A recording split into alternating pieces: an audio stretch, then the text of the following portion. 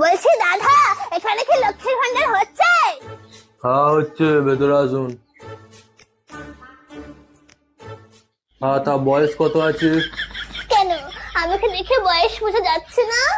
ওরম ভাবে হয় নাকি? দেখি আধার কার্ড বার করুন দেখি। আসলে না, আমি আধার কার্ড নিয়ে বাইরে কোথাও যাই না, কারণ ছবিটা কিরকম পেছনের মতো এসছে, তাই আধার কার্ড আনিনি। তো ভোটার কার্ড দেখি। আর ওই ভোটার কার্ড কি আনবো বলেন তো?